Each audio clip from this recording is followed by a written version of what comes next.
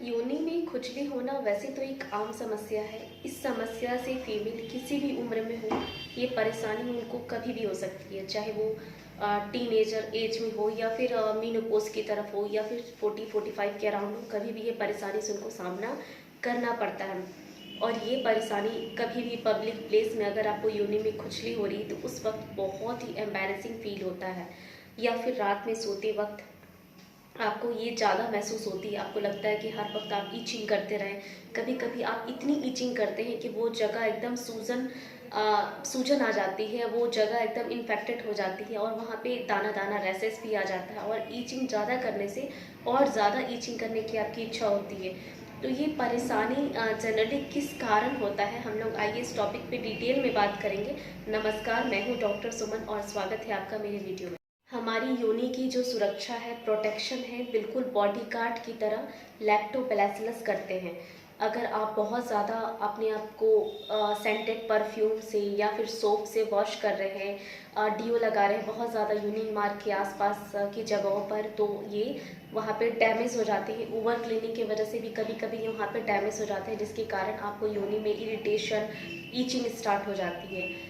तो हम लोग बात करेंगे कि किस प्रॉब्लम की वजह से होती है, कौन कौन से प्रॉब्लम इसमें जिम्मेदार रहते हैं, जिसको आप नहीं करेंगे आप योनि मार्ग की खुजली होने से आप इसको ठीक कर सकते हैं। हमारी योनि मार्ग में खुजली होने का कारण फंगल इन्फेक्शन, ईस्ट इन्फेक्शन, कैनिडा का कीटाणु जो है वहाँ पर पहले से ही रहता है, और जब इसकी संख्या में ग्रोथ ज़्यादा बढ़ जाती है तो फिर इन्फेक्शन बढ़ जाता है, ईचिंग स्टार्ट हो जाता है, वहाँ पे जलन होना स्टार्ट हो जाता है, खुजली होना स्टार्ट हो जाता है। कभी कभी जब भी आप पार्टनर के साथ रहते हैं, पार्टनर के साथ सेक्स करते हैं, सीमेन अंदर जाता है और उस सीमेन की वजह से वहाँ का जो स्किन है वो उसको सूट नहीं करता है, इरिटेशन उसमें बढ़ जाता है, वहाँ आपको खुजली स्टार्ट हो जाता है। तो आपको तुरंत अपने आप को जा कर के वॉश करना है, नॉर्मल पानी से वॉश करना है।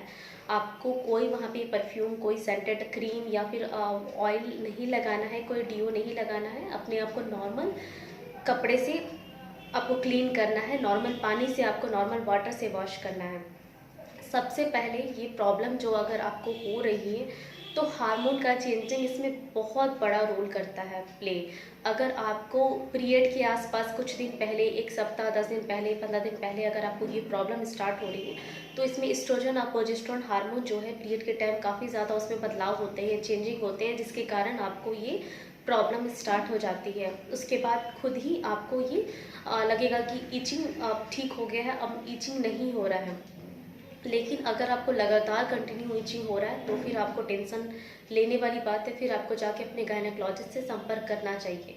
जनरली जो उसमें एस्ट्रोजन हार्मोन के कमी की वजह से होता है, मेनोपॉज की तरफ, जैसे कि 40-45 के अराउंड जब आपका पीरियड साइकिल बंद होने वाला रहता है तो उस वक्त बॉडी में एस्ट्रोजन की कमी, बहुत ज़्यादा कमी हो जाती है। तो उस वक्त ये प्रॉब्लम होना नेचुरल है, आम है।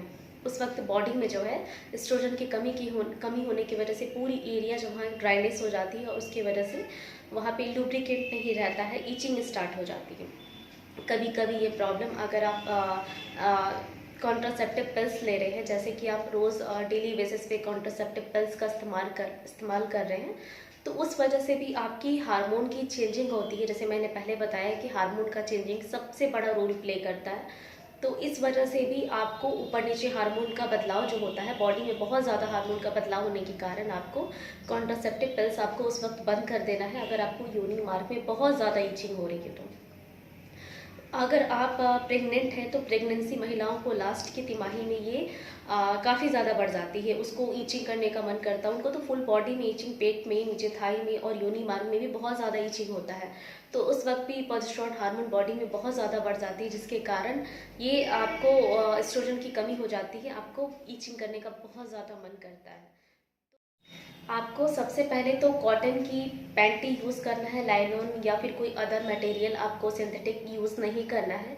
अगर आप टाइट क्लॉथ्स पहन रहे हैं, जैसे कि बहुत टाइट टाइट जीन्स पहनते हैं और पूरे पूरे दिन आपको काम करना पड़ता है ऑफिस वगैरह में, तो आपको उसको पसीना ज़्यादा आने से बचाना है। आपको पसीना ज़्यादा नहीं आना चाहिए, वहाँ योनि मार्ग के आसपास की स्किन, त्वचा ज़्यादा गीली नहीं रहनी चाहिए, नहीं तो वहाँ पे फंगल इन्फेक्शन अगर आपको बहुत ज़्यादा यूरिन करने के बाद अपने आप को क्लीन करने की आदत है तो फिर आप गलत करते हैं। उस जगह को आपको गीला नहीं रखना है, आपको उस जगह को सुखा के रखना है। जैसे कि कोई नॉर्मल क्लॉथ से ही आप उसको अच्छे से सुखाइए और आपको गीला होने से बचाना है, यानी कि ज़्यादा पसीना आने से आपको बचाना है उसको। अगर आप बहुत ज़्यादा पसीना गर्मी में काम करती हैं जिसकी वजह से आपको वहाँ पे हर वक्त नमी बनी रहती है, तो ये वहाँ पे फंगल इन्फेक्शन ग्रोथ का मेन कारण है। अगर आप छोटी छोटी सर्दी खांसी या फिर छोटी सी कोई भी प्रॉब्लम हो जाने की वजह से अगर आप खुद से एंटीबायोटिक ले रही हैं तो आप गलत करें। कभी कभी ज़्यादा एंटीबायोटिक ले लेने से भी वहाँ की जो आप हेल्दी बैक्टीरिया है आप उसको भी किल कर देते हैं, आप उसको भी मार देते हैं। लैक्टोबैसिलस जो है वहाँ पे वो मर जाता है और वो फंगल इन्फेक्शन सब वहाँ पे ग्रोथ हो जाते हैं। तो आपको नॉर्मल फ्लोरा को वहाँ पे बना के रखना है। अननेसेसरी आपको एंटीबायोटिक नहीं लेना है जब तक कि आपके डॉक्टर आपको एडवाइस नहीं करें। और ये आपको योनि मार्ग में खुजली होने के साथ साथ अगर वहाँ पे सूजन भी आ गई है, अगर बहुत ज़्यादा ईचिंग करने का आपको मन कर रहा है तो आप उसको बंद कीजिए। इतना ईचिंग करने से आपको सूजन आ सकती है, रेडनेस हो सकता है और आपको वहाँ पे कुछ वाइजनल डिस्चार्ज भी हो सकते हैं। जैसे कि आपको गाढ़ा कुछ थिक मटेरियल डिस्चार्ज हो सकता है या फिर आपको योनि मार्ग में खुजली के साथ साथ बदबू भी आ सकता है। तो इस पे आपको ध्यान देना है, आपको अपनी गायनेकोलॉजिस्ट से तुरंत संपर्क करना है और उन्हें बताना है अपने प्रॉब्लम के बारे में कि डिटेल में अगर आप उन्हें बताएंगे तो उन्हें डायग्नोस्ट करने में आसानी होगी कि ये फंगल इन्फेक्शन है, ईस्ट का इन्फेक्शन है, कैंडिडा इन्फेक्शन है, ये किस टाइप का प्रॉब्लम है, गोनोरिया, ट्रैकोमोनिया, ये सब किस टाइप का इन्फेक्शन है, उन्हें आइडिया लग जाएगा। वो आपको ट्रीट करेंगे। कभी कभी वो पेसरीज दे सकते हैं वाइटनल में कोई कैप्सूल रखने के लिए, और कभी कभी वो ओरली टैबलेट आपके और आपके हस्बैंड को भी दोनों को एक साथ ट्रीट कर सकते हैं। क्योंकि ये प्रॉब्लम अगर आपको ठीक हो गया तो फिर वो नेक्स्ट आपके हस्बैंड से उनको हो सकता है। और ये प्रॉब्लम की वजह से कभी अगर आप इस परेशानी से लंबे टाइम से परेशान हैं तो आपको सेक्स के बाद तुरंत अपने आप को क्लीन करना है। यूरिन पास करने के बाद वहाँ पे जो बूंद बूंद यूरिन टपकने से गीला बना रहता है, गीलापन रहता है, तो उसको आपको सूखा रखना है। और आप लाइनोन की पैंटी वगैरह नहीं पहने, कॉटन की पैंटी को यूज़ करें।